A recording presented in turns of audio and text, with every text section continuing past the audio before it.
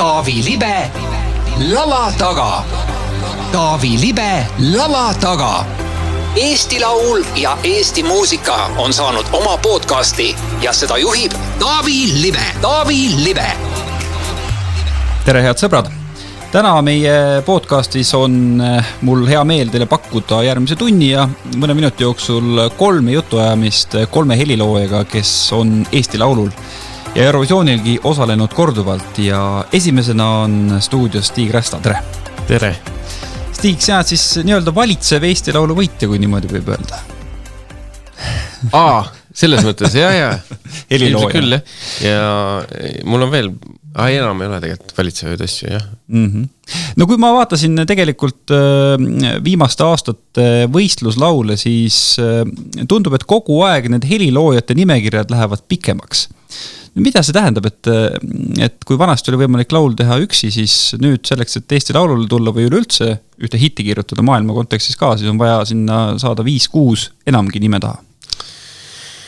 Ma kirjutan ikka üksi ka veel täiesti nagu viis ja sõnad, aga üldiselt ikkagi sa tahad, et kui sa lähed kuskile võistlust tulla proovima, siis sa tahad, et sul see filter oleks kohe seal alguses olemas. Et siis sa hakkad neid meloodiaid põrgatama ikkagi juba sõbraga edasi-tagasi ja harmooniaid ja siis tuleb 3. sõber, siis tuleb laulja, kes meie puhul oli tegelikult kohe alguses olemas ja teeb veel midagi juurde ja siis niimoodi me seal 4 oleme ja siis 5. mees tuli veel Rootsist juurde niimoodi, et Viktor läks Rootsi vahepeal. Meil ei olnud sellel lool nii-öelda C-osa ja siis ta kirjutas selle seal oma produtsendiga, kellega ta tihti muusikat teeb, seal 2-3 C-osa saatis meile kuulata ja siis me ütlesime, et see on äge ja nii tuli ka 5, minust on 5 autorit või on 5, jah. Niimoodi tuli 5 autori juurde, et iga mees ikkagi, kes nagu panuse annab märkimisväärse panuse laulu, siis ma arvan, et ta väärib seda autoriks olemist ja isegi kui see vahel on näiteks 2% 100. Kuidas sa heliloojana oma ego maha surud, kui mõni teine produtsent helilooja tuleb, annab oma osa, nagu sa nüüd konkreetselt rääkisid sellel puhul, kui Viktor Rootsis see osa kirjutas? Mul ei ole seda ego absoluutselt. Ma olen päris esimesest päevast peale olnud osa mingist tiimist tegelikult. Et ma olen ammu juba aru saanud, et üksi teha on väga tore, aga see on nagu vahel ikka täitsa mõttetu ka, sest sul ei ole mitte kedagi, kes ütleks sulle, et kurat, see on vist jama, et teeme ikka, proovi siia veel. Ja siis proovid veel ja siis ütleb, kurat, see on ka ikka jama tegelikult. Ja siis proovi veel, siis pärast saadki aru, et tegelikult olidki jamad. Kui sa üksi teed, siis sa võid ära kaduda sinna, et ma olen äge mees ja teen päris ägedat asja ja siis annad välja ja arvad endiselt, et sa oled äge, aga teised võib-olla arvavad, et see ei ole nii äge. Et koos niimoodi teha teiste kirjutajate produtsentidega on väga-väga äge ja sealt õpib väga palju alati. No inimese jaoks, kes ei ole ühtegi hitti kirjutanud, see on hästi huvitav kirjeldus, mille sa välja tõid. Kas sa oskad mingisuguse näite pealt? Üks lugu, mida võib-olla Eesti rahvas teab ja millel puhul sa oled saanud seda tagasi, et võt, see oli jama, tee see ümber. See on jama, tee see ümber. Me oleme pigem, see tagasiside tuleb alati lähedalt, selles suhtes, et mitte täitsa võõrastelt, kuigi tegelikult ikka ma hakkan mõtlema võõrad ka vahel kirjutavad, et see on terk jama, et aga ikka tuleb seda tagasiside. Aga mul ei tule meelde ükski lugu praegu, et mis koht, kus pigem tuleb seda rohkem, et kuule, et see oli just äge. Et võib-olla siis need ülejäänud kohad, mille kohta ei öelda, et see oli äge, siis need ongi võib-olla need kohad, kus peaks ütlema, et võib-olla ei olnud äge. Võtame need 3 lugu, millega sa oled Eurovisioonil käinud, Goodbye to Yesterday, Play ja Storm. Kas nende puhul oli sellist asja, et keegi ütles, et kuule, see on jama ja sa midagi loo valmimise suhteliselt algusfaasis muutsid? Jaa, Goodbye to Yesterday minust oli suht kohe valmis. Seal ta oli ikkagi selles suhtes mitu aastat enne valmis, kui see lugu jõudis avalikkuse ette. See oli mul arvutis fotobuuthis sisse lauldud. Ja siis ma kammisin neid läbi ja siis mul tuli meelde see lugu ja see läks suht niimoodi nagu ta oli. Play puhul me kirjutasime ta stuudios jooksvalt ma ei mäleta, et me oleks seal mingit kohta ära vahetanud, vaid me lihtsalt nägime palju vaeva sellega. Aga Stormil oli küll niimoodi, et meil oli sellest loost ikkagi, ma arvan, 5-6 versiooni kokku. Aga me pigem põrgatasime seda jällegi oma siseringis, oma mingite muusikamanageridega, kes Victoril seal oli oma tiim, meil oma tiim ja siis me sealt oma väikse seltskonnaga ikkagi mingid osad viskasime välja, vahetasime ära ja salm tuli ja jäi, aga need refräänid ja need asjad, neid oli päris palju. Nende sama 3 loo põhjal, millega sa Eurovisioonil käinud, mis saab siis, kui Eesti Laulu finaal on ära olnud, on väga populaarne telesaade ära vaadatud ja siis on Eurovisioonini paar kuud. Mis tegelikult toimub helilooja jaoks? Mis toimub helilooja jaoks, kui ei ole artist, sa mõtled, jah? Et ma olen ühe korra artist olnud ja teised korrad helilooja. Ja kusjuures ühe korra oli ju see oli niimoodi, et Play puhul oli Universal oli plaadifirma, siis heliloojaks ei toimunud midagi. Et sellega tegeles edasi plaadifirma ja Stormi puhul meil oli jälle see, et me tegelesime väga palju selle show numbriga vist, ma mäletan. Loo puhul, muidugi loo puhul tegelesime ka ju. Tegelikult seal oli mingisuguseid efekte, värke, tegelikult mul tuleb meelde päris palju oli tegemist muusikaga just. Et me miksisime seda, me pidime saatma Iisraeli kõik read eraldi, siis me vaatasime üle need, siis me kuulasime neid, siis me lisasime sinna mingisuguseid siukseid efekte, mida võib-olla loo sees ei märka kohe, aga mis kui pilt juurde käib, siis lisab mingi asja, millest nagu põhimõtteliselt, kuidas ma ütlen selle, et kui pildis käis välk, siis käis loo sees ka meil välgu pauk. Et see oli üks asi ja siis veel mingid trummibreike ja asju, tegime seda hoogsamaks niimoodi, et seal midagi kuskil vahepeal mingi tempo ei langeks, et me saime muuta küll palju tegelikult. No Mart Tormet siin sama stuudiolaua taga kritiseeris natukene Tomi, et pärast seda, kui Storm Eesti Laulu võitis, seetõttu, et välisžürii andis küllaltki madalad hinded, ei tehtud piisavat analüüsi ja piisavaid muutusi. Kuidas sa kommenteerid seda? Kusjuures ma mäletan, et meil käis see mõte kohe läbi, et huvitav miks ja tähendab, me saime aru, et miks see lugu nagu jäi sinna välisžüriil varju, aga meil tundus, et Tartus juba see pilt oli siuke hästi tume, Victorit ei olnud telekas praktiliselt üldse näha, ta oli kuskil mingi sinise taustal musta näoga, tundus nagu, et seal mitte midagi nagu ei saanud aru, mis toimus pildis, et mingi vend kuskil laulab midagi ja see mingi 3D efekt, mis me tegime, see oli nii peenelt tehtud, keegi ei mõelnud selle peale, kas see on üldse mingi peen asi või on see mingi keegi nagu käis ära, mis siis on nagu. Keegi võib-olla ei mõelnud, et see on mingi eriti uudne lahendus, mida pole varem tehtud. Et see oli nii äge efekt, et inimesed saanud arugi sellest. Võib-olla tegelikult oli vastupidi, võib-olla said. Ja siis ma mäletan seda, et me pärast seda hakkasime, siis hakkas mingi koostöö meil koos rootslastega kohe. Kuna ikkagi Victori manager on Rootsis, Eurovisiooni peaprodutsent on rootslane ja sealt hakkas kui tavaliselt on niimoodi, kui võidad Eesti Laulu ära, siis hakkab sulle tulema hästi palju pakkumisi, et ma olen koreograaf, režissöör ja valgustaja. Eestist? Ei, igalt poolt välismaalt ka ikka, et kui te tahate omale ägedat lavashowd, siis makske mulle mingi 20 000 või 10 või 15 000 eurot ja ma teen teile väga ägeda show. Ja et ma olen teinud eelnevalt Eurovisioonil võt nendele asju, et siis vaatame, mis edasi saab. Siis siiani me vaatasime, kellele ta mida on teinud näiteks ja ma vaatasin, et okei, aga siin näiteks see laulja istub 3 minutist 2:50 istub ühe koha peal, tal on valgus peal ja siis 10 sekundist ta tõuseb püsti, teeb ringi ümber saali ja on kõik, et selle põhjal me ei saanud nagu mitte kedagi palgata kuidagi, et midagi väga ägedat oleks toimunud. Ja siis meil hakkas tegelikult paralleelselt tulema üks hoopis teine lavashow, mis oli oluliselt valgem, värvilisem, helgem, energilisem.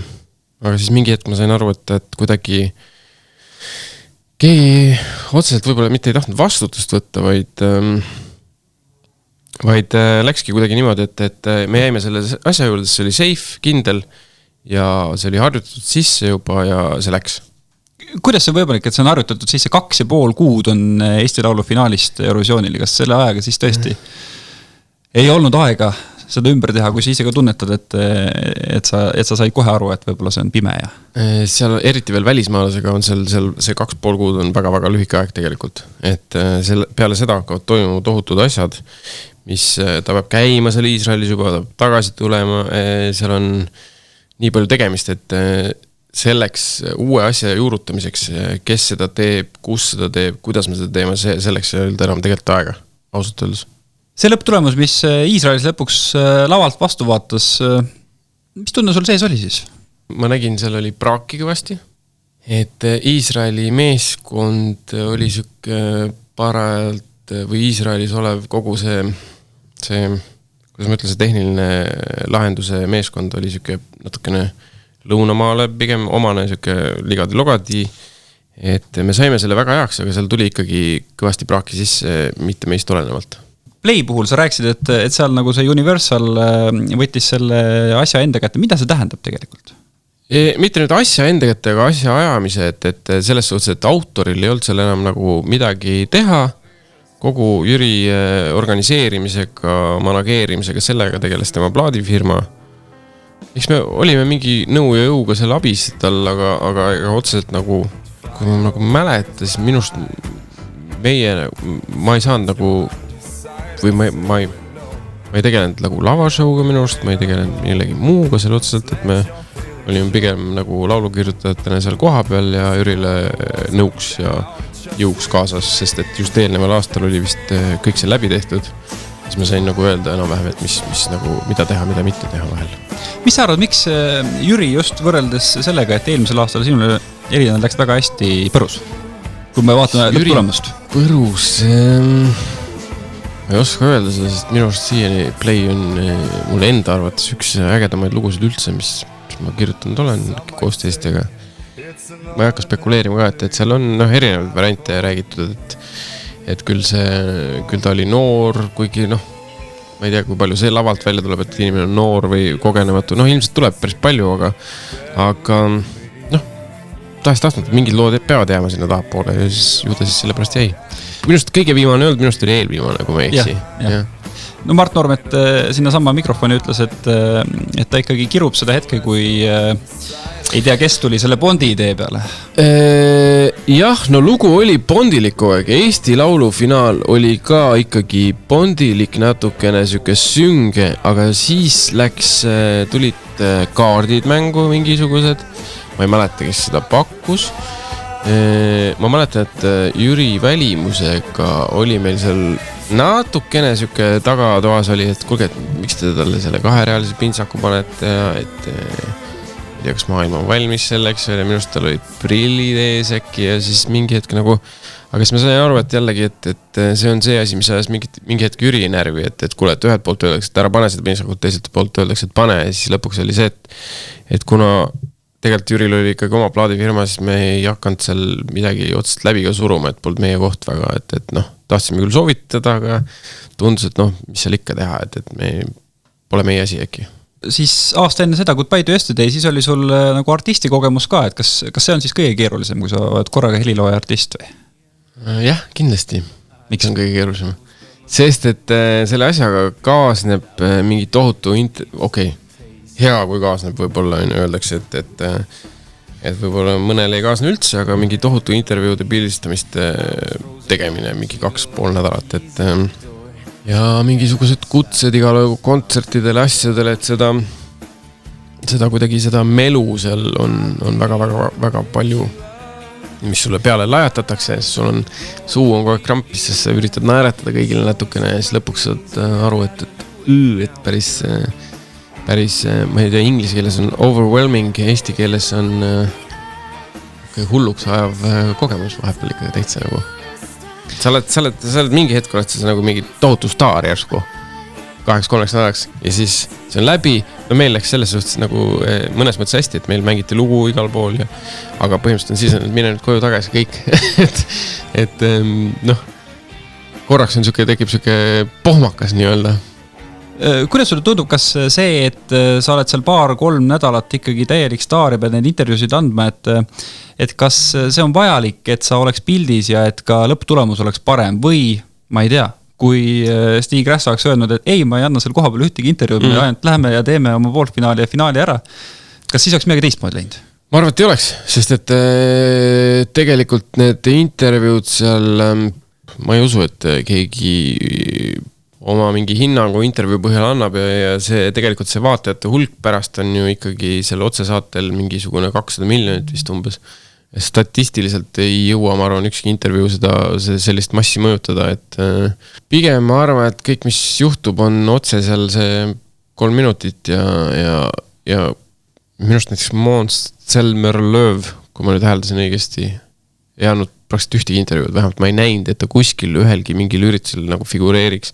Mingid kohustuslikud üritused oli, kus ta oli olemas, ütles tere, võttis paar tükku võile juba ja kadus, oli enamus aja kuskil ära nagu, et mõnes mõttes nagu, et mõnel noorel lauljal on see, ma arvan, see kogemus väga tore ja kihvt, aga tegelikult seal näiteks mina tunnen, et isiklikult, et seda otseselt vaja küll ei ole. Mille järgi sa oled valinud artistid, kellega sa lähed Eesti Laulule? Alustame sinust endast. No ennast valisin ma niimoodi, et vahel on mingi laul, mida sa saad aru, et võib-olla keegi teine ei oska paremini, vaid millest sa ise võib-olla sobid paremini natuke. Ja siis on mingi laul, kus sa tead kohe, et sa ise ei sobi või et sa ei saa hakkama pigem selle asjaga. Ja siis on see variant, kus siis laulja ütleb, et kuule, kas äkki prooviks koos. Ja siis kui laulja sobib ja kõik nagu laulu kirjutaja sobib lauljale ka, siis nii ta on. Pigem ikka vaatad selle järgi, et oleks huvitav, kellega tahaksid koostööd teha ja nii ongi, et ega otseselt mingit muud valemit vist ei olegi, et see kuidagi peab kõik nagu sobima oma vahel, ma arvan. Kas sinu jaoks on olnud, nagu me nüüd siin ennast välja jätame, nende otsingud ka pikad, et oled sa nagu pikalt mõelnud, et kuidas nüüd leida sellele laulule laulja? Võib-olla jätame nüüd need võidulood isegi välja, et üleüldse, kui sa oled muusikat kirjutanud. Ja ikka muidugi selles suhtes, et mul on endiselt mingeid laule, mis otsivad endiselt veel lauljaid ja ma ei ole nende lauljatega veel kohtunud, ma arvan, või tutvunud või siis... Kas Eestis on liiga vähe lauljaid siis? Ma ei tea, kas on vähe lauljaid, aga no Eestis ma olen juba väga palju lauljatega koostööd teinud, ma tahaks midagi uut ka vahepeal. Ma vist olen väga paljudega, et nüüd on juba, ma tean, Eestis on tegelikult väike nagu selles suhtes hunnik lauljaid tekkinud, kellega ma tahan jälle koostööd teha, et vahepeal kuidagi oli nagu siuke mitte põud, vaid minust ei tulnud nagu uusi lauljaid väga palju peale, aga nüüd on tulnud jälle paras ports, et eks ma siit järjest hakkame minema ka. Kus kohast need lauljad tulevad? Kas nad tulevad Superstaari saatest, tulevad nad Eesti Laulult, tulevad nad lihtsalt kuskilt, et sa kuuled, et vaat see on, ma ei tea, Otsa koolis või? Otsa koolist ma ei mäleta, et oleks viimasel ajal kedagi tulnud. Ma ei teagi, kus nad tulevad, kuskilt nad ilmuvad ja järsku laulavad kuskil YouTube'is ja siis järjest kuuled neid. Ehk siis selline Justin Bieberi efekt, et YouTube'is kitarriga teevad midagi toredat ja sa vaatad, et nii tore võiks teha. Kusjuures praegu mul tuleb meelde, et loomulikult lauljad saadavad mulle ise oma demosid ka aeg-ajalt ikka ja siis ma üritan vastata nii palju kui võimalik. Ja mis need vastused on peamiselt? Vahel on see, et kuule jaa, et tee oma asja edasi ja võt tee niimoodi ja tee naamoodi ja mine vaata seda, proovi seda ja siis äkki näeme varsti. Ja vahel ma jätan vastamata lihtsalt.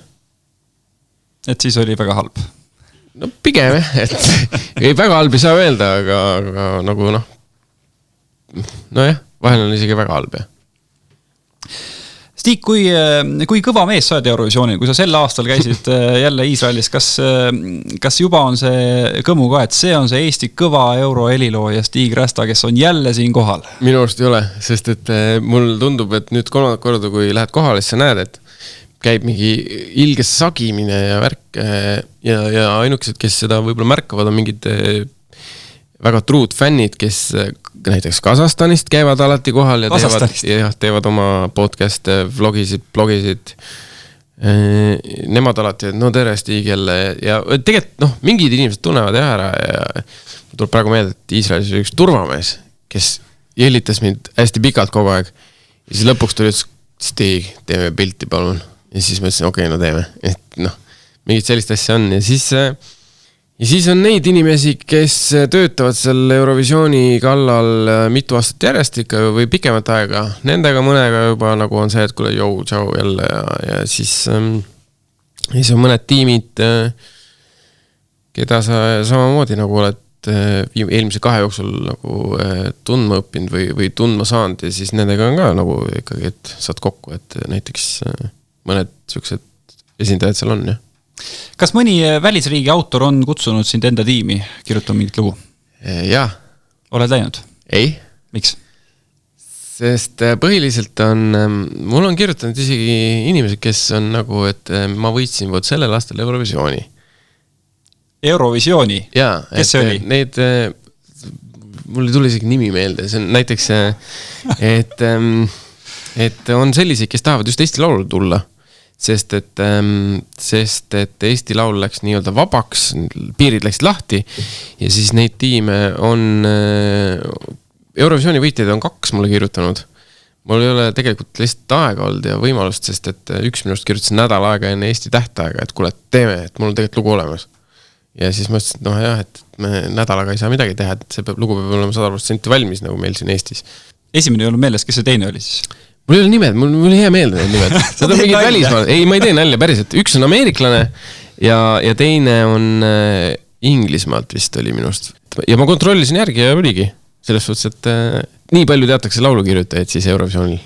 Mul ei endalgi nimi meelde. Aga kas see ei teki siis kibelus, et okei, seekord on nädal aega meil Eesti lauluni, aga inimene, kellel ma ei tea, ei saa ju öelda, et on ainult jopanud korra, et tal on ikkagi kogemust ja on teadmist, et teeme siis järgmisel aastal. Sa ei taha nagu hoida seda kontakti, et... Ega see kontakt on olemas. Mul tuleb meelde, et see oli Rise Like a Phoenixi üks nendest Conchita Wursti üks mingid autoritest. Okay. Kontakt on olemas, aga ma laulukirjutajana ja niisama inimesena vist olen nüüd hakanud aru saama enam-vähem sellest Eurovisiooni loo kirjutajate ringist. Seal on ikkagi iga aasta on mingisugused siuke laulukirjutajate produtsentide ring, kes nagu konstantselt ikkagi üritab. Ma enam-vähem nagu saan aru, mis seal toimub ja ma arvan, et ma olen ikkagi näinud, et need, kes võidavad, need on eelnevalt ikkagi 20 aastat proovinud, 15 aastat, 10 aastat niimoodi, et selleks üldse laulukirjutajana, et läbi lüüa minu arust, kindlasti on erandeid, kes tulevad ja hakkavad tegema ja on kohe nagu jessis. Need üldjuhul on ikkagi artistid ise ka, et aga kuidagi produtsendina ja laulukirjutajana läheb minul vähemalt on läinud mingi, mis ma siin kirjutanud olen, mingi 18 aastat ja nüüd ma hakkan aru saama, kuidas maailmas asjad toimuvad enam-vähem. Mis see tähendab, kuidas need toimuvad siis? No, et on olemas nagu selles suhtes, kuidas ma ütlen nüüd? Hitivalem? Ei, ma ei räägi seda hitivalemist üldse, see minust ei ole selle, looga on ka seotud, aga on olemas nagu A-klassi kirjutajate ring üle maailma, kes ilmselt suhtleb omavahel kogu aeg, siis on B-klass, siis on C, sellised ringid nagu järjest lähevad allapoole. Ja siis mingi hetk ma saan nagu tuttavaks mingi uue autoriga või produtsendiga ja siis ma vaatan, et meil on ühiseid tuttavaid üle maailma mingi teatud ring ja siis see suhtleb niimoodi omavahel kogu aeg ja siis kogu aeg üritatakse käia koos, kirjutada kellelegi mingile artistile, siis sellest tohutu suurest ringist vahepeal keegi popib üles niimoodi mingisugusele järgmisele tasemele. Ja siis on variant, et kas sa oled taga kaasas või sa võtad ise kellegi kaasa mingi hetk, et sa saad järjest mingitele kuulsatele artistidele järjest lähemale niimoodi kuidagi, et see on sellised levelid nagu, et ja siis nagu mingis arvutimängus, et sa pead lihtsalt level up saama kogu aeg ja kuidagi jõudma sinna. Mis levelid sina hetkel oled? No kui A on olemas, siis B, C, D, EF võib-olla heal juhul. Okay. Võib-olla ma arvan, et selles suhtes tegelikult, ma suhtlen ikkagi, või mul on olemas kontakti inimestega, kes on kirjutanud maailma hitte, et aga me ei ole jõudnud veel koos kirjutama ja see tähendab seda, et võib-olla ma ikkagi seal, kõvasti on aega, et aga vähemalt ma tean inimesi, kes on seal, ma arvan, mingi kuskil C-levelil näiteks. No eks tegelikult meelelahutusmaailmas on ju igas valdkonnas niimoodi, et mul tuleb meelde üks vestlus Tambet Tuisuga, kellega ma ka rääksin, et tegelikult ega ta ei ole ju kuidagi kehvem näitleja kui Jude Law, aga lihtsalt ta on lihtsalt paar klassi allpool. Ja see hästi palju oleneb kontaktidest, oleneb Muidugi. agentidest. Kas sinu jaoks on ambitsioon, et jõuda sinna A-klassi välja? No ambitsioon tegelikult varem oli oluliselt suurem selles suhtes, et jõuda sinna A-klassi. Praeguseks, kus ma olen oluliselt vanem, saan ma aru, et ma olen saanud pool oma elust teha seda, mida ma tahan ja siis ma olen endale selleks põhieesmärgiks võtnud nautida seda, mida ma lihtsalt teen ja ongi kõik, ja ambitsioon on vaikselt kuskil tagataskus põksub endiselt olemas ja ma töötan selle nimel. Aga ma nagu olen rahul oluliselt rohkem sellega, mis ma praegu juba saavutanud olen ja see on nagu tegelikult oluliselt lihtsam ja kergem on elada. Stig, lõpetuseks üks teema, ma ei tea, võib-olla sa oled sellest rääkinud ka, minul tekkis see küsimus. Paar aastat tagasi ma mäletan, et enne Eesti Laulu hakati rääkima, et meil on üks väga kõva artist, kes võiks, või väga kõva bänd, kes võiks minna Eurovisioonile, kui üks tegelastest ei oleks liiga noor. See oli Beyond. Sina olid selle seltskonnaga ju koos. Siis järsku nad kadusid ära. Mis juhtus Beyondiga?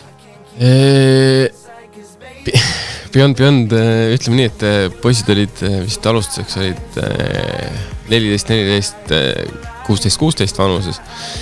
Et tänapäeva noortega asjade tegemine on selline, et me saavutasime aasta jooksul minu arust nagu ülipalju, et me käisime ikkagi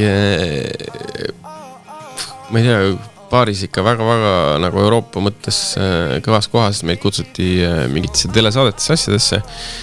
Samas on ju poistel keskkool pooleli ja igast muud asjad ja üks elas Soomes, üks elas Pärnus, 2 tükki Tallinnas. Ja samas oli see ka, et minul pere suurenes ja siis kuidagi see tegemiste ring oli päris väsitav esiteks neile, et esmaspäevast reedeni koolis, reedest esmaspäevani põhimõtteliselt stuudios, prooviruumis, mis iganes nagu oli ja kuidagi nii ta nagu laiali läks seal, et see asi tundus nagu läks kuidagi hästi kiirelt, hakkas keema ja kees üle natuke.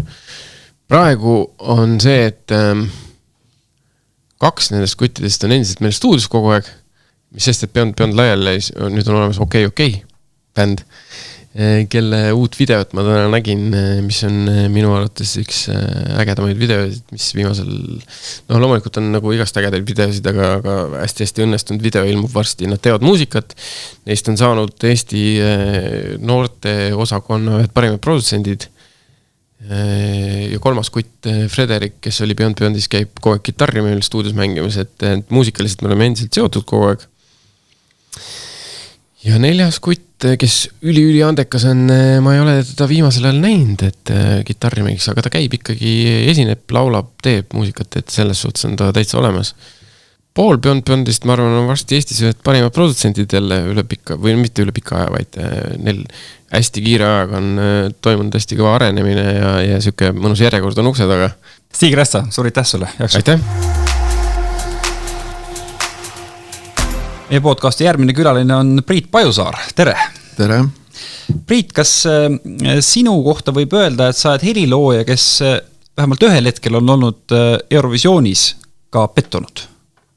No jah, mingil hetkel see tundus niimoodi, aga täna, kui mõistust on juba pähe saabunud natuke rohkem, mõistan, et Eurovisiooni üle pettumise avaldamine on suhteliselt mõttetu asi või isegi sellise tunde tundmine on kohatu, et mis seal ikka pettuda.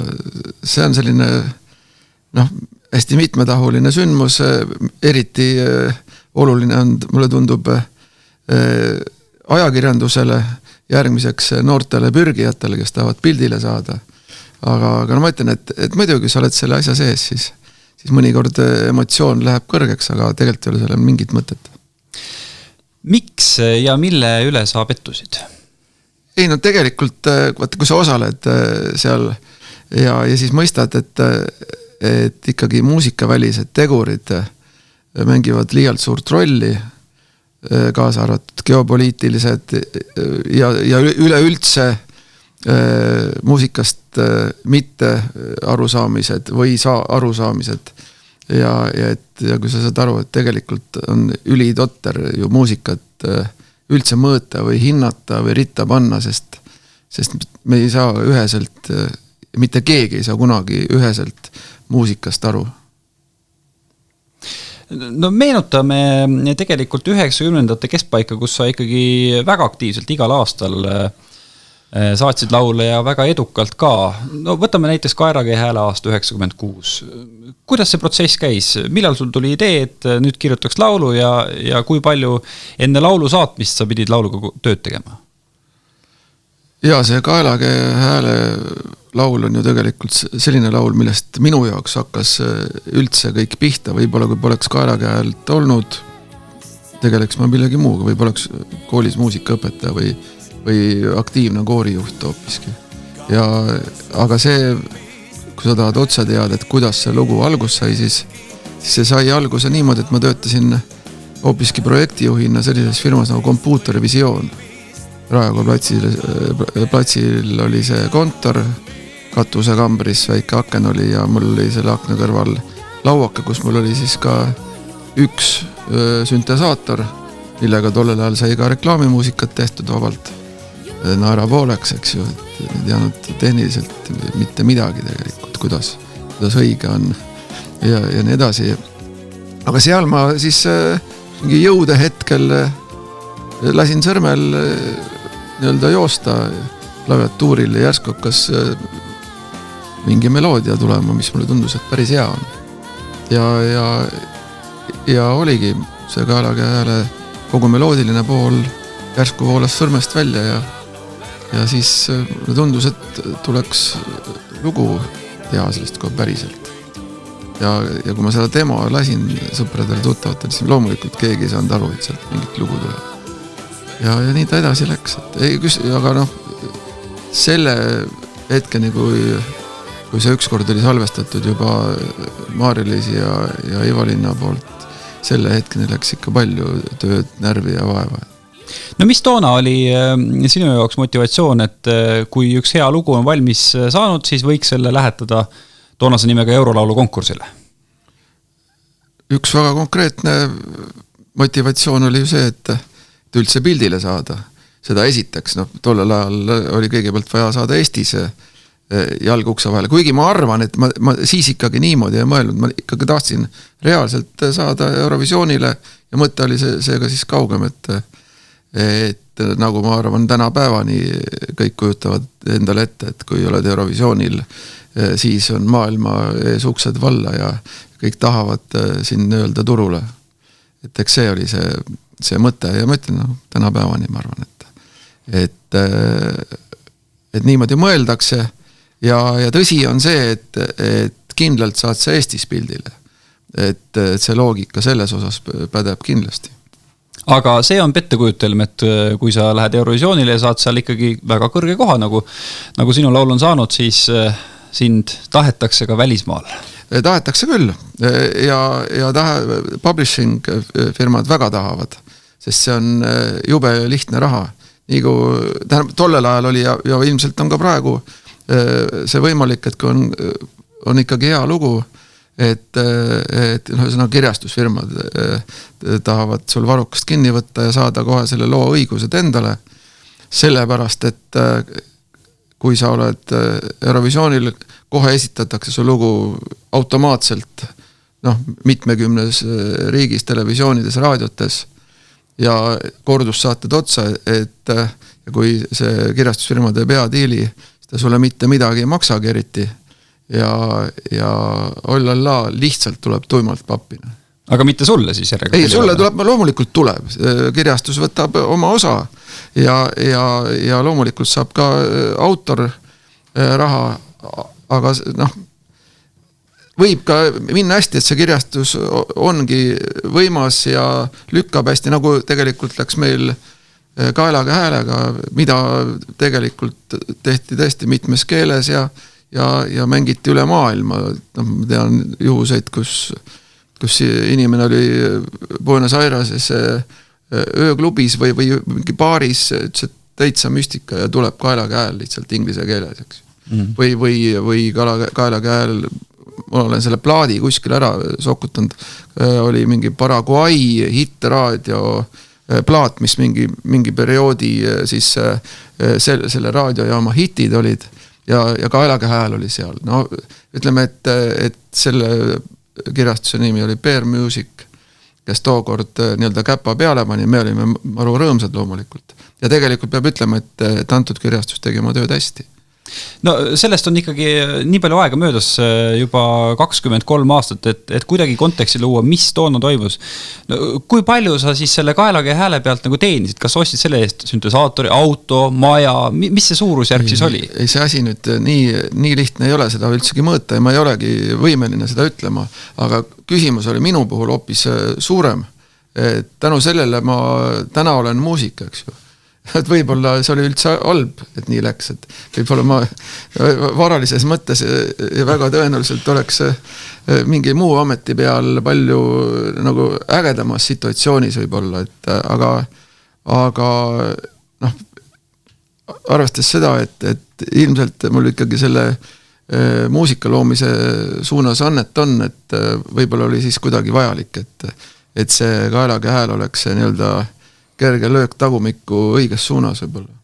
No võrreldes 94. aastaga, 96. aastal selles mõttes oli ka professionaalsus Eurolaulu korraldajate poolt nii palju kasvanud, et kui Kaelage hääl Eurovisioonile sai, siis ikkagi kasutati kõvasti väliskonsultantide abi ja ma saan aru, et ikkagi rootslased tulid ja lõid selle loo läikima. No rootslased on ka selge liialdus, tuli väliseesti juurtega produtsent ja helirežissöör Alar Suurna, kes oli tollel ajal kõige rohkem ilma teinud Roxetti helipildi loomisega ja peab ütlema, et Eurolaulu vedaja Jüri Pihel ja ilmselt ka teised targad inimesed seal ümber ikkagi olid sedavõrd nutikad suure ambitsiooniga ja võib-olla siis ka tundsid, et lool on sedavõrd palju potentsiaali, et tasub see raha maksta ja see orgunn teha, et selline vend kohale vedada ja tõepoolest tal oli ka Kräkiga oma relvad nii-öelda kaasas ja noh, tänapäevani kõlab ju lugu endiselt väga hästi. Kui lihtne oli sinu jaoks oma nii-öelda lapsukene anda edasi teiste lihvida, et meie podcasti esimeses osas Tomi Rahula ja Mart Urmet ka rääkisid, et mida aasta edasi, seda keerulisem on ikkagi autoritega saada kokkulepet, et kuule, seda laulu võiks natukene teistmoodi teha või siit kõpitseda, et kõik on ikkagi nii kõvasti kinni kangutanud, et no vaata, täiesti arusaadav, et võibki nii olla. Täna on see nii-öelda know-how ja teadmised ja oskused ka siin Eestis läinud palju suuremaks ja paremaks, aga ärgem unustagem, et siis oli aasta, kui me tegime seda, oli ikkagi 95, eks ju. 95-6 nii-öelda vahetus. Ja loomulikult meil olid ja on tänapäevani on lihtsalt rohkem tekkinud, aga olid ka väga head helirežissöörid olemas juba. Teet Keelman oli ju selle loo juures seal ja lihtsalt ei teinud paha nii-öelda tuua sinne väliskõrv sisse, kes tõepoolest on maailmas ilma teinud ja näeb võib-olla seda muusika maailma pilti vähe laiemalt ja võib-olla professionaalsemalt siiski.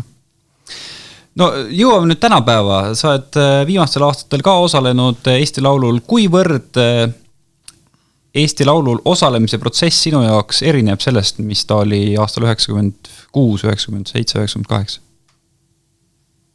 No ei oskagi nüüd nii suurt erinevust tuua, võib-olla isegi on kõige suurem erinevus enda suhtumises sellesse nii-öelda loo nagu valmimisse või ettevalmistusse, et võib-olla sellist ülemõtlemist on vähem. Et tollel ajal, kui me Glenn Pilvraga koos tegime lugusid, see oli ikka kohutavalt hullumeelne protsess, mis ei lõppenud kui mitte kunagi, et käiski selline lõputu pusimine ja arendamine ja muutmine ja ma tagasi mõtlen, siis see mõttekus kadus mõnikord juba ammu ära, aga ikka oli vaja jamad ja loost oli lõpuks mitukümmend varianti ja ma ei arva, et mingist hetkest see lugu paremaks läks, et täna võib-olla see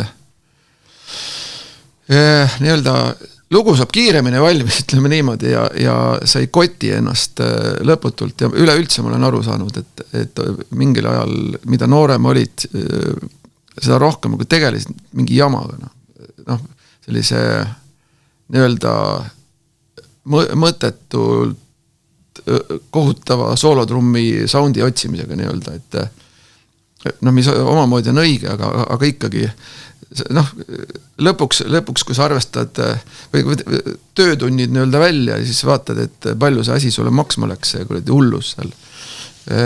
Noh, siis ja kui sa mõistad, et kuula juba ammu ei saa aru sellest, mida sa oled selle pusinud.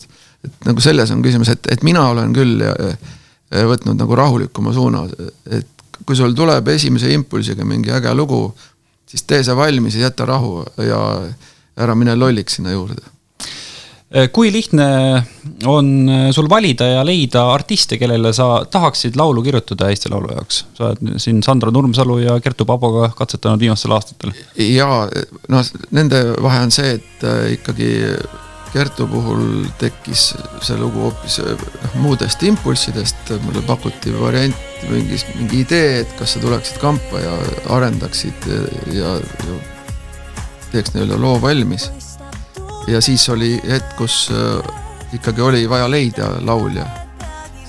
Ja siis kuidagi ei vilk Kertu peale ja see oli kõik väga tore.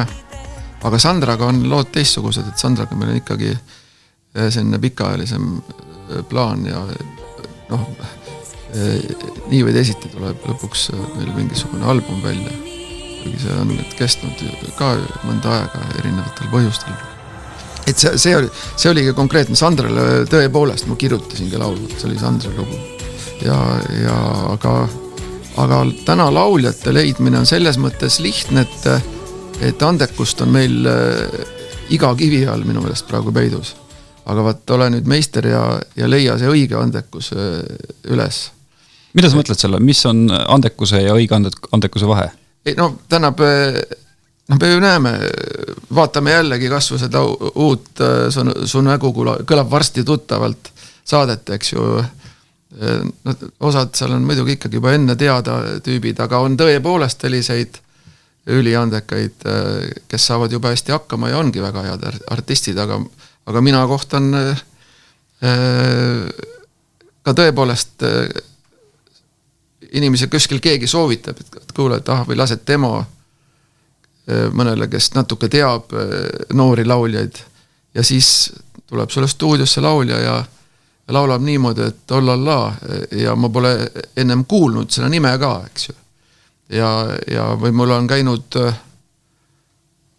mõned aastad tagasi võttis üks noor naine muga ühendust, et ta tahaks oma pulmapäeval esitada oma peiule siis ühe loo, aga ta tahaks selle ennem salvestada siis plaadi peale ka panna. Ja siis, noh, ega Eestis, vähemalt mina ei ole sellise sunaga, et ma seda ei võta mingit võõrastest inimest stuudiost ülbusega siin ei jõua kuskile, eks ju. Loomulikult ja tore ja põnev on ka ja siis tuleb sul selline 23-aastane naine, kes laulab niimoodi, et ma mõtlesin, et mingisugune nii-öelda piilokaamera on käima läinud, et noh, tõesti hakkad nagu vaatama, kus minu stuudiosse on mingid salakaamerad pandud, et see on hullu maja, kui hästi ta laulab, eks ju. Et mida kuradite? Siis küsin, et millega sa tegeled? No, raamatupidaja praegu mingi või sekretär asjaaja ja siis tema jaoks lõppes näiteks ära see pürgimine selle koha peal, kus ta käis, katsetas sinna Staari saatesse, eks ju. Ja käis selles esimeses voorus, ma ei hakka neid nimesid ütlema, kus ta siis laulis ja noh, seal kirtsutati nina ja öeldi, et noh, oled sa kindel, et sa pead laulma. Noh, tegelikult määravad ühed suhteliselt võib-olla sel hetkel pealiskaudsed inimesed või sel hetkel võib-olla ei olnud tal parim vorm ka, üks hetk su elus määrab suuna, eks ju, ja sa lööd käega. Aga teisalt niikuinii on meil artistide ületootmine, et ega sellest ka mingit suurt tragöödiat üldse on lihtsalt selline väike näide siia vahepeal, ja tõesti ma aeg-ajalt ikka üllatud, et on palju kihvte lauljaid, aga 90ndate seal keskpaigas või lõpupoole oli piisas ikka peaaegu nibin-nabin ühe käe sõrmedest, keda üldse nagu tahtsid laulma oma laulu või julgesid tahta. Selles mõttes, et aga ei lase lava peal pükse täis. Kuidas see võimalik on, et toona neid siis nii vähe oli? No oli selline aeg, kus oli ilmselt mingi vahehetk või ma ei tea, ei olnud see asi lihtne. No muidugi oli, aga lisame juurde, et me olime noored ja vihased vennad ka, et sul on endal äkki latt maha läinud? Nõudmised olid kõrged, ei ole. Praegu on väga head noored muusikud, igast instrumentalistid tulevad peale. Täitsa imeaeg on, et praegu on Eesti muusikas väga hästi. Mis sinu hinnangul peaks Eesti Laulu konkursil olema teistmoodi, et sinul kui heliloojal oleks veel suurem motivatsioon seal osaleda ja mugavam kogu see protsess läbi teha? Ütleme niimoodi, et mida rohkem arvestatakse tegijate soovide ja vajadustega selles protsessis nii ettevalmistutaval kui siis juba sealt maalt, kui sa saad poolfinaali, seda parem ja seda motiveerivam ja pean ütlema, et eelmise aasta kogemus mulle küll ütles, et asjad lähevad nagu paremuse poole just selle nurga alt, et tegijate soove väga, väga mõistetakse ja võimaluse korral ka arvestatakse. No näiteks, mis oli sinu soov eelmisel aastal ja mida täideti? No näiteks ka see et välismaa tegijad võiksid tulla, kuigi mind see absoluutselt ei puuduta, aga see oli näiteks minu üks selline see mõte, mida sai välja käidud enne möödunud aasta Eesti Laulu välja kuulutamist. Tegelikult tahaks sellist just see taustasüsteemi võib-olla isegi rahalist tuge natuke, et näiteks backi-lauljad saaks paremini tasustatud, sellised nüansid, eks ju, mis nagu toetaks seda süsteemi, et tegelikult on ikkagi seal Eesti Laulule osalemine varaliselt üsna kurnav. Et hea on, kui on toetajaid kuskilt võimalik leida, et korralikult teha, on seda öelda, on see kallis ja selle nurga pealt, mida rohkem tuleks tuge korraldajatelt, seda parem. Aga mulle tundub, et suund on selles suunas, et seda vajadust mõistetakse. Priit, kui ma alguses küsisin, et kuidas sinuga on selles mõttes, et kas sa oled olnud pettunud ka Eurovisioonis, siis eks mu viide oli ikkagi sellele Kreisi raadio aastal, et praegu, kui sa vaatad sellele tagasi, kas sul on mõnikord tunne, et äkki oleks võinud jätta selle tegemata? Ei, absoluutselt mitte ja see pettumus pigem, ma tean küll, seal oli emotsioon oli hoopis tegelikult üleval muu koha pealt, et tollel aastal oli üleüldse see ja nendel aastatel seal ümber ja enne seda oli Eurovisiooni see muusikaline tase läinud ikka eriti rõvedaks ja minu meelest väga palju keeras Eurovisiooni tuksi see, kui ühel hetkel kadus žürii ära ja tuli puhas rahvahääletus ja siis hakkas ilmselt sinne keskmise Euroopa publiku maitse peale tormijooks ja pluss siis iga maa veel keeras oma mingisuguse sisemise teadmise nüansi sinna juurde, kes kuidas siis arvas, et mismoodi pugeda siis Euroopa inimese südamesse, sellepärast, et teatavasti rahvahääletusel saab mingigi koha saada ainult siis, kui keegi kuskil tõstab telefoni ja helistab. Ja sealt läks asi tuksi ja lihtsalt mitte see, et eks ma siis sedavõrd idioot ka ei ole, et ma ei saa aru, et Leto Svet oli mitte selles mõttes võistluse mõttes, see ei olnud konkurentsivõimeline, aga ma mõistsin lihtsalt seal koha peal olles, et kuivõrd erineva kultuurilise taustaga, erineva üleüldse muusikalise mõistelise taustaga ja me üldse oleme, pluss siis seesama nii-öelda keskmise publiku südamesse või mingisse muusse organisse pugemise vajadus, eks ju. Ja see oli lihtsalt niivõrd rõve üldpilt tookord, mis seal toimus ja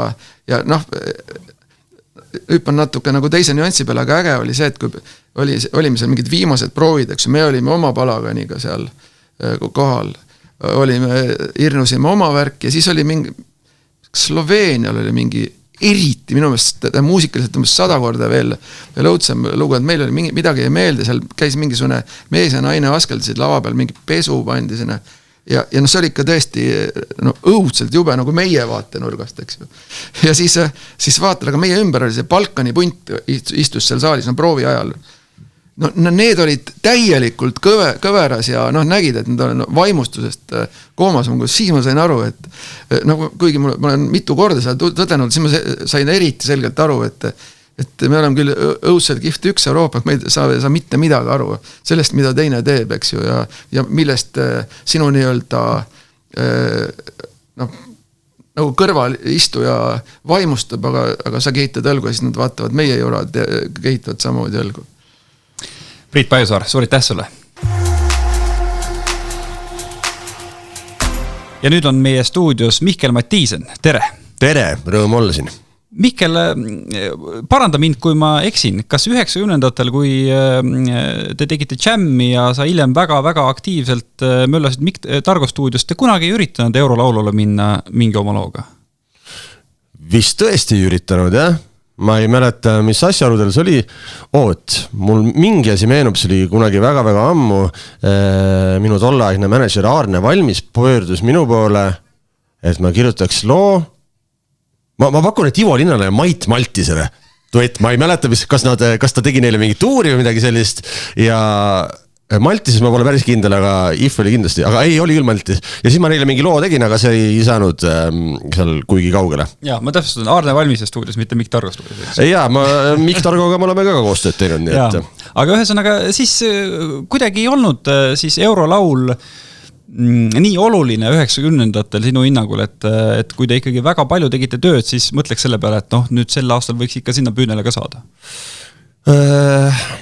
Minul on üldiselt elus niimoodi, et ega ma väga palju seal minevikus ei heieta ja pigem naudin seda, mida hetkel teen ja ma isegi mäleta, mis selliseid asju tavaliselt ja ju siis oli mingeid muid tegemisi ja ei huvitanud see asi või ei olnud see tõesti nii suure kaaluga tol hetkel Eestis, et minu jaoks on see nagu täiesti ajus tühi koht, et ma eriti tõesti ei mäleta sellest midagi. Aga viimase 10 aasta jooksul, eks neid lugusid on olnud ikkagi päris palju. Nüüd Eesti Laul kuidagi on nii oluline helilooja jaoks? Jaa, Eesti Laul on, mina olen juba isiklikult ka seal ikkagi olnud juba väga palju aastaid osalemas ja Eesti Laulul ma arvan, et see asi suudeti piisavalt suureks ja atraktiivseks ka laulukirjutaja jaoks teha, et ta on ikkagi Eesti mõistes ju tohutult suur sündmus, ehk siis kui sul on midagi, mida sa tahad inimestele esitleda, siis ei ole paremat kohta selleks kui Eesti Laul, sest seda vaatab väga palju inimesi ja seda tehakse väga kvaliteetselt ja suurelt ja ütleme, et see kõik nii-öelda klapib, eriti ja siis loomulikult on ahvatlev see ka peaauhind, et kuigi sinna on tohutult pikk tee kõndida ja tavaliselt see muidugi ei õnnestu, aga et kui sul õnnestub võita, et sa saad ikkagi lõpuks mingi 200 miljoni televaataja, et on ju väga ahvatlev. 200 miljonit televaatajat on ahvatlev, aga kui kõik see ajakulu ja muu kulu kokku arvata, kas Eurovisioonil käik on ühe Eesti helilooja jaoks mõttekas? Mis on mõttekus, siin on see küsimus, et kui sa hakkad nagu seal võistlusel osalema raha pärast, siis tõenäoliselt see ei ole mõttekas tegevus, et seal, kui sa osaled ja võtad seda asja tõsiselt, siis sul kulub endal päris palju raha selle akti peale, et loomulikult ERR annab võimaluse sul osaleda, aga see, et millisena see asi välja näeb seal poolfinaalis, siis sa pead minema finaali, nii et need investeeringud, jah, kindlasti osad lähevad lihtsalt seisavad rahulikult prožektori valguses ja ei ole ka mitte midagi hullu, aga kui sul tekivad mingid mõtted, et kuidas seda lavastada ja nii edasi, siis tavaliselt see tähendab üsna palju raha ja ajakulu on selline, mida on väga raske rahasse panna, et see ajakulu on väga-väga suur, et kui seda võistlust tõsiselt võtad, siis juba see aeg, mis sa pühendad loo viimistlemise peale, et jah, kui sa niimoodi küsid, et siis ratsionaalselt mõeldes tõenäoliselt ei ole seal mõtet osaleda, aga ma arvan, et kõik ei saa numbrites mõõta ja seal on muud väärtused ja see kogemus ise on äge. No sinu lugudega seoses on ikkagi väga numbrite keeles räägitud, see kurikuulus kleit, mis ma ei tea, palju ta siis maksis või see projektsioon ja see oli kallis projekt tõesti, et tore on see ja ongi, et suure osa, ütleme, Eestis osalemise eest, ehk siis Eesti Laulu poolfinaalis ja finaalis osalemise eest tuli meil headelt sponsoritelt, siiamaani olen väga tänulik Are Altrajale, kes aitas meil kogu seda nägemust teostada, et see oli väga kallis ja siis ongi, kuna see lugu õnnestus Eestis ära võita, ja Eurovisioonil sa ei saa minna näiteks oma tehnikaga sinna, kuulge, ma panen siia nüüd mingi projektori ja siin veidi teen nii ja naa. Selline asi Eurovisioonil ei toimi, seal on neil oma hinnakiri, vaat see maksab nii palju, see maksab nii palju. Ma mäletan isegi, kui me Birgitiga käisime, et Tuustaks algus oli ja me tahtsime kõige lihtlabasemat tossu lavale saada. Siis oli juba selline tappi, kas Eesti riigil on raha, sest jah, ma ei mäleta neid numbreid, on ju, aga see suurusjärk on umbes nii, et siin sa maksad selle eest, ma ei tea, 100 eurot ja Eurovisioonil maksad selle tossu eest, ma ei tea, 5000 või noh, et seal on mingid üsna absurdsed need numbrid ja seetõttu ka see, mida me Elinale tahtsime seal teha, ma ei mäletagi, mis see lõplik number, aga see oleks vist mingi 70-80 000 kanti või. Aga õnneks need rahad leiti, ERR leidis raha juurde ja sponsorid loomulikult tuli tappi, õnneks. No kuidas see asi käib, et kui Eesti Laul on ära võidetud ja siis ma saan aru, et ega kohe nädala alguses on selline suur koosolek seal ilmselt telemajas on ju. Yeah. Et kas siis hakatakse kohe numbrite keeles ka rääkima, et vaat, tahaks küll seda teha, aga ega meil on eelarve ees või? Minu arust me päris numbritest tol hetkel ei rääkinud, pigem on see jah, laupäeval on see võistlus ja esmaspäeva hommikul on kohe koosolek ja pigem seal räägitakse seda, et mis on kogu tiimi, et siis ehk siis ütleme selle loomingulise tiimi ja ERR-i poolse tiimi mõtted, mida keegi arvab, et milline võiks see sama act välja näha Eurovisiooni laval, kas see peaks muutuma võrreldes Eesti Laulu omaga ja nii edasi, et see on rohkem selline loominguline koosolek ja need sellised rahajutud, need tulid juba seal hiljem, ma mäletan, ma istusin ka seal ERR-is väga tähtsate inimestega, seal kõik seal direktorid ja juristid ja kõik olid kohal ja siis räägiti numbrite keelt ja siis hakati mõtlema, et mis nüüd saab et see on kallis asi Kas Erik Roos oli ka seal kurikuulus eksamimees ja hoidis käega peast kinni? Oli Roos oli ka ikka seal, muidugi ei saatnud pikalt kohe selle peale või?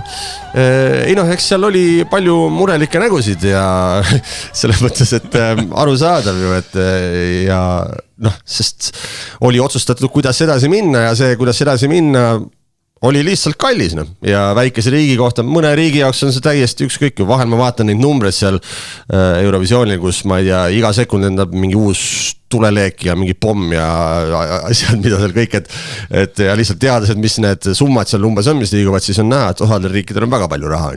Aga Eestiga on natuke keerusem, aga nagu näha, kui vaja saadaks hakkama. Kuidas sa oled enda jaoks selle selgeks mõelnud, et no, sina heliloojana kirjutad maksimaalselt hea laulu ja lõppkokkuvõttes nii palju möllu, arutelusid, raha läheb selle peale, et igal sekundil oleks pauk ja tuli?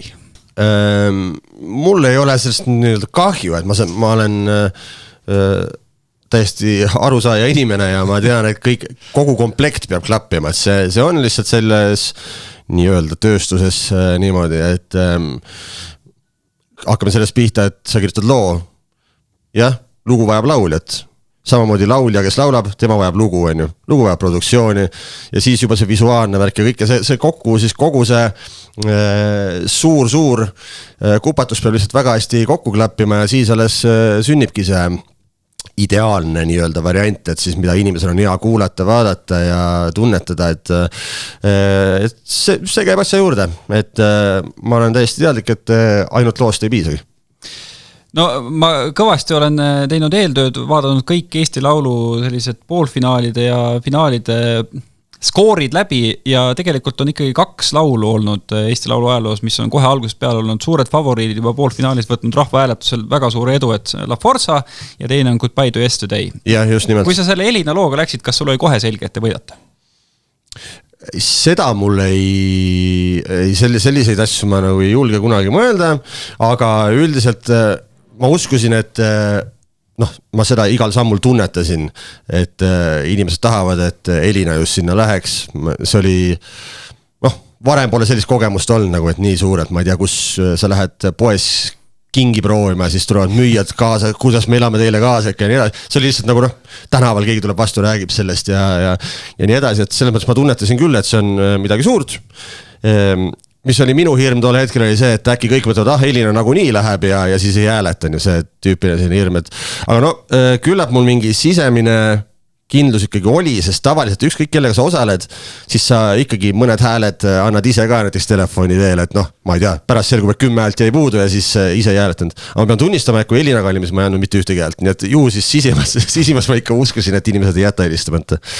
Milline tunne oli sul enne Eurovisiooni? Ega Elina oli ju vähemalt eestlaste jaoks ka selline väike võidulootus.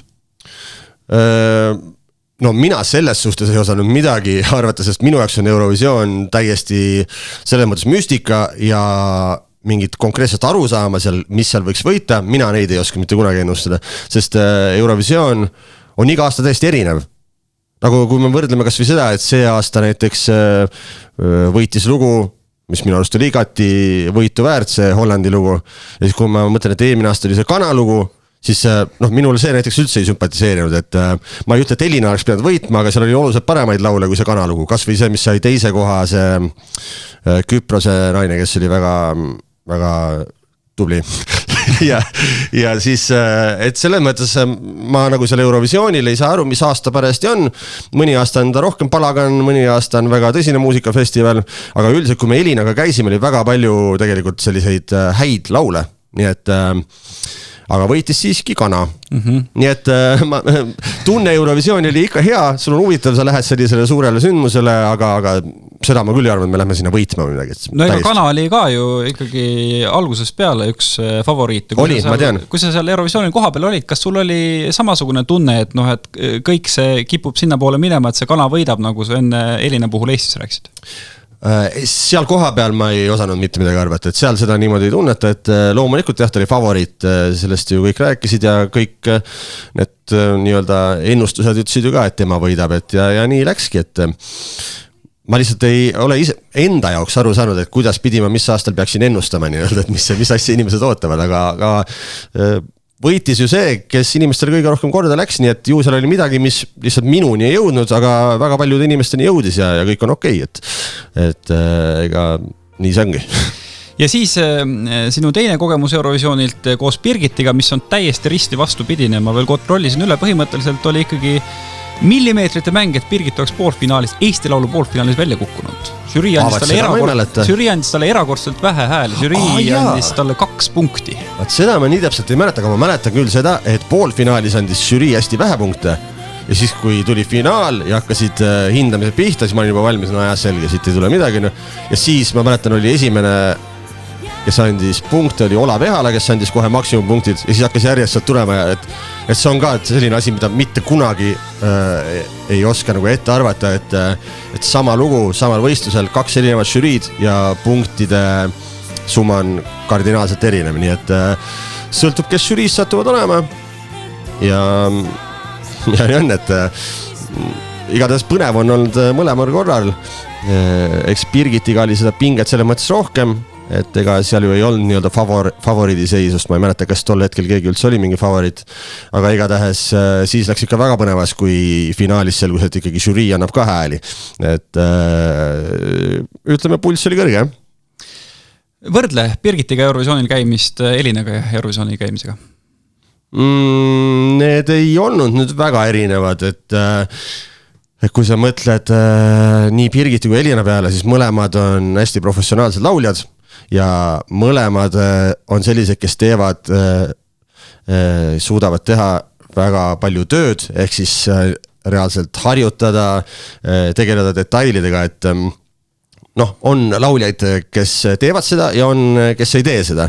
Et aga nende puhul on mõlemaga olnud niimoodi, et kogu see 2 nädalat, mis me oleme veetnud Eurovisioonil, siis mõlemad absoluutselt igapäevaselt tegelesid oma laulmisega, aitasime kaasa, mõtlesime, kus mida paremini teha, kuidas häält hoida ja nii edasi, et see on ikka laulja tegelikult päris karm üritus see 2 nädalat. Et üks asi on, et sa pead seda laulu laulma kõiki nende proovide asjade jooksul umbes, ma ei mäleta, ala 15 korda ja siis on ju kõik see muu melu, mis sinna juurde käib, kõik intervjuud, seal mingi näiteks need punase või sinise vaiba üritused, mis iganes parajasti on, seal on sul ikka tohutult neid ajakirjanikke ja ma mäletan seda näiteks, kui me Elinaga käisime ja samamoodi Birgitiga, siis Mart Normet tol hetkel juba oli nii kaua selle asja sees olnud, et ta täpselt teadis juba, millisele ajakirjanikule anda intervjuud, millisele mitte, kes on oluline, kes vähem oluline, et selles mõttes ta orgunnis jube hästi ja ma eeldan, et Tomi teeb kõike seda sama, et ühesõnaga, et ei väsitaks lauljalt liiga palju ära ja sest ma mäletan näiteks, kui ma Elinaga käisin, ammu seal olid seal vaiba ürituselt juba kõik ära tulnud, aga mina seisin seal niisama seal selle vaiba finiši juures, sest ma ootasin oma abikaasat, kes tuli hiljem lennukiga järgi ja siis pidime seal kokku saama. Ja siis äkki tuli sealt Aleksander Rõbak, kes oli nii omadega läbi, et ma pole nii läbi inimest näinud, et oligi, et tema eest siis ei olnud see Norra delegatsioon üldse hoolitsenud ja tuligi sealt üksi ja tuli ja kuna ta on Eurovisiooni mõistes kõige väga kuulus mees ja siis absoluutselt kõik tahtsid talt intervjuud ja hea inimesena ta kõigile ka andis, et ei olnud kedagi, kes nagu teda suunaks ja sealt, et ta tuli, ta oli täitsa nagu välja väänatud käsini ja ma tunnistama, et ega ta etteaste ei olnud ka väga hea, mis pärast seda tuli, nii et selles mõttes see on oluline säästa artisti õigete hetkede jaoks, et ta teeks enda parima tulemuse just vajalikul hetkel, nagu sportlased, ajastamise küsimus. Ja ma pean tunnistama, et kui ma vaatasin seal erinevaid lauljaid, seal on Eurovisioonil häid lauljaid on väga palju ikkagi ja seda ma panin ka tähele selle Neta puhul näiteks, kuigi see number ei olnud mulle sümpaatne, aga see, kuidas ta iga proov tegi järjest parema etteaste, ehk siis nagu sa näed nagu, et inimene teadlikult annab vaat endast nii palju ja siis võistlusel jätad selle põhi põmaka, nii et eks on teatud oskus, jah. Kas Birgitil ja Elinal oli ka see oskus? Oli. Ma arvan, igal lauljal mingil hetkel on, selle 2 nädala jooksul on mingi hetk, kus sul on võib-olla mitte kõige parem päev, et see ikka käib niimoodi ja sellest päevast on vaja mööda saada. Näiteks Elina puhul minu jaoks oli see mitte kõige parem päev just siis, kui poolfinaalis oli peaproov, mille põhjal andis punkte žürii. Ta tegi siiski oma tööd loomulikult väga hästi, aga ta ei olnud saanud öösel korralikult magada ja nii edasi ja sellised asjad kõik mõjutavad ja siis ütleme, see ei olnud kindlasti tema kõige parem esitus, aga õnneks piisavalt hea, et saada edasi ja sealt läks ainult ülesmägeni, et samamoodi, et kõige tähtsam hetk on seal poolfinaalis ja finaalis särada ja seda ta tegi. Kas sinu kui helilooja jaoks on Eurovisioonil pinge sel hetkel maas, kui poolfinaalis on välja kuulutatud ja teist saab edasi? No kas pinge, pinge ikka jääb sisse, seepärast, et seal on ju pärast poolfinaali vaja veel mitu korda seda lugu laulda, nii et ja sa tahad, et lõpuni välja see lugu oleks hästi ja vaat see on see, kui sa ise laval ei ole, siis sa seda enam muuta ei saa, mis seal laval oleku hetkel toimub, et siis niimoodi on ikka vaatad, hoiad hinge kinni, et kõik läheb ilusti, aga ma ütlen, minu mõlemad kogemused on lihtsalt olnud nii heade lauljatega õnneks, et ei ole olnud sellist probleemi, et nad on lihtsalt mõlemad profid ja tegid oma ülesanded väga hästi ära ja võtsid asja väga tõsiselt. No miks ma küsin, see on see, et ma ei tea, kas see on nüüd selline PR või selline tagasihoidlikkus, et alati ju räägitakse, et saaksid poolfinaalist edasi finaali, siis on juba kõik hästi. Seda küll, selles mõttes ma olen nõus, et finaali saamine on selline, mida kindlasti väga tahad, et minul mõlemal korral õnneks on õnnestunud finaali saada, aga olles rääkinud inimestega, kes ei ole saanud finaali, siis nad ütlesid, see mõjus ikka äärmiselt rängalt neile. Mõned istusid 2 päeva hotellitoas ja ei väljunud sealt, olid oma ette ja nii edasi, et mina nii dramaatiliselt üldiselt asju ei võta, aga see on kuidagi see vist surve, et eks artistid ja heliloojad tunnetavad, et eestlane ikkagi loodab seda, et kuidagi, et saaks finaali edasi meie maa esindaja, mis on igati loogiline. Ja kuidagi selles mõttes jah, siis vist mingi selline surve kaob pealt ära, et vähemasti see on täidetud ja et siis läheb nagu läheb. Aga ikka sa tahad ju võimalikult head tulemust ja tegelikult seda kohta, nagu ma ütlesin juba enne, et ega mina ei oska kunagi Eurovisioonil ennustada, aga see on küll, et sa tahad ju, et see number oleks finaalis, kus sa esined, et see oleks võimalikult hea. Ja siis on see, et keegi ei ole mingit viga teinud ja siis neid punkte tuleb nii nagu tuleb. Ja minu arust nii Birgit kui Elina mõlemad tegid finaalis supertöö ja siis ongi süda rahul. Kuidas need lood, mis on Eurovisioonil käinud pärast Eurovisiooni helilooja jaoks edasi elavad? No ikka elavad, selles mõttes mina näiteks kas või kui mõelda, ma käin esinemas ise nii Elinaga kui Birgitiga ja loomulikult need võidulood on alati kontserdigavas sees ja kuna see Eesti Laul ja Eurovisioon on ikkagi Eestis nii suur asi, siis need lood, mis seal on osalenud, kindlasti ma eeldan, et jäävad lauljaga elu lõpuni kaasas käima, et ega Birgit on ka täiesti näiteks teadlik, et uusaks algus on umbes tema Roosiaja kuninganna, et tõenäoliselt jääbki seda laulma. Aga rahalises mõttes? Rahalises mõttes, kui sa saad sinna Eurovisioonile, siis tulevad sealt täiesti arvestatavad autoritasud, need ei ole nii suured, nagu ma olen kuulnud siin mingeid müstilisi numbreid, et tõenäoliselt on need ka väiksemaks jäänud seoses sellega, et enam ei müüda neid plaate ja nii edasi. Et siis sa sead sealt midagi tagasi, jah? Aga isegi sel juhul ei maksaks kunagi nagu minna sinna Eesti Laulu võistluse selle arvestusega, et nii, tavai, ma tahan nüüd rikkaks saada, et nüüd osaleme Eesti Laulul, et see on kindlasti see koht, et jah, kui sul õnnestub Eurovisioonile saada, siis sa saad sealt normaalselt raha, aga see ei ole midagi sellist, et sa nüüd saad Eurovisiooni tehtud ja siis 3 aastat istud jalad seina peal, et seda kindlasti mitte. Et kui väga hästi läheb, siis pigem kleidi maksud kinni, aga sõltub kleidist, jah. Kas praegusel hetkel see, kuidas Eesti Laul on välja kujunenud helilooja jaoks, kas on selline, millega sa oled rahul või sa näed, et formaat vajaks mingisuguseid uuendusi? No eks nad midagi ju kogu aeg uuendavad ja reegleid mõeldakse ümber ja et ma arvan, see on täiesti okei, et eks see selline katsetus-eksitusmeetod ongi nii-öelda ja igas riigis ju proovitakse midagi ja nüüd on ka meil siin eelmine aasta ju lubati välismaa lauljaid ja mõnda aega on juba saanud ka 50% võib-olla välismaa autoreid ja nii edasi, et ma arvan, kõik need katsetused on täiesti okei.